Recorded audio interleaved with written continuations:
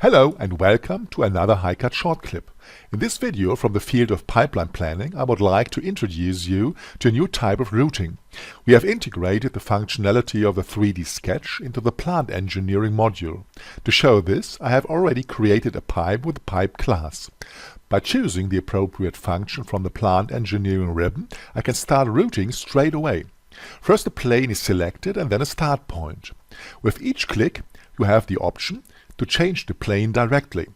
For example, we can switch to the XY plane here.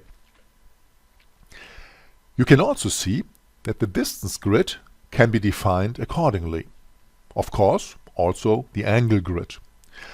You can either make the distance grid dependent on the zoom factor. That is, the closer you zoom in, the finer the grid becomes. Or, of course, you can enter a value directly. You can also fix the direction. That means we can now pick up points from the 3D construction. For example, the y-axis. I choose the nozzle in the direction I want to go. Now, of course, I do the whole thing again in the x direction. This means that my guideline lands exactly above the nozzle. I create the last section of the guideline directly. The routing is now completed. We use the option for automatically placing the pipe parts on the guideline. Our pipeline is then finished.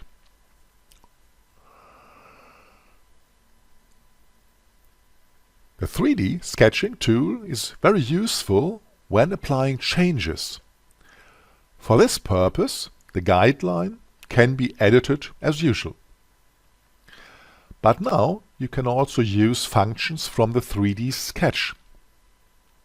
For example, you can already sketch the approximate change. To complete the new section of the guideline, you can of course trim away pieces of the line or close corners using the close internal corner function.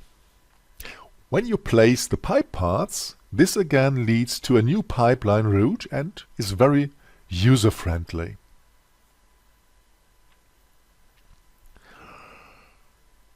We have integrated the most important functions of the 3D sketch into the plant engineering module.